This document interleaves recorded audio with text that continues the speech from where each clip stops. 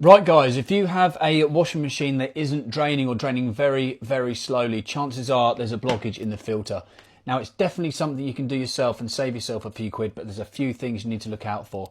Please do not just pull that filter out, because if you dislodge the blockage, any water that's in your drum is just going to come flying out. So I'm going to show you how this is done, and with my guidance you'll be able to do this yourself and hopefully not cause a flood at the same time. Let's do it. First thing we need to do is get this cover off, because that is where the filter is hiding. You'll see it on the right hand side in just a second. Then what we need to do is drain the water down little bit by opening the cap just a little bit by bit. Doing it with an oven tray is an option, guys, but that could take you forever. And bundle some towels down as well and keep wringing it out. Or you can get yourself a wet vac. This is Charles, a badass mother sucker. My little secret weapon. So what we need to do is set the wet vac going. Open the filter just a little bit. It was quite tough to turn, which tells me there is something stuck in there. Don't go too mad with pliers, guys, if you can't do it with your hands, because you can end up breaking it. If you can't get it out with the pliers by applying just a little bit more pressure, it means it is a more serious blockage. But for this one, I'm just opening it up gently and letting that water drain out and catching it all in the wet vac.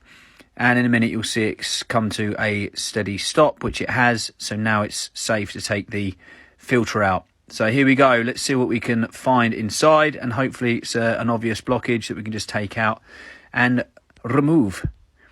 Let's have a look. It's being a bit stubborn. Come on, baby. Come on, come out there. Here it comes. What is it? Oh, look at that. That's not too bad, to be fair. That's just a colour catcher, guys. So be careful with these. You can use them, but try and put them in the little nettings that you can get for things like trainer socks and colour catchers, so they don't get caught up in the machine. Literally pays my mortgage unblocking this sort of thing, guys. So just be careful with that sort of stuff. Just clearing it out, putting my finger in there into the impeller, making sure there's nothing else hiding in there. There's a little propellery bit that spins round. If you get anything stuck in there, there it is down there, then it will stop it from draining. So just feeling around the impeller nothing there, so all good. So get it tightened back on, and what we need to do now is turn it back on and test it. Make sure it's not leaking and make sure it's draining. Right, it's looking like that's all done, guys, but what I always like to do is just fill it up. I sling it on a rinse, let the water come into the drum, make sure that the filter isn't leaking, so we just want to make sure that we put it on properly 100%. So I always like to test that, and then what I'll do is I'll cancel the cycle, put it onto a spin and drain, then it will ditch the water. That way I know the pump hasn't burnt out, and we're all good. And this lovely customer has given me a little glass of wine, bottle of wine should I say. Happy days.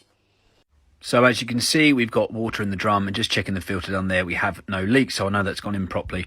So let's cancel this cycle off and put it on a spin and drain, because the first thing the machine will do is ditch the water. That way we know the blockage is well and truly cleared and that the pump is working and not burnt out.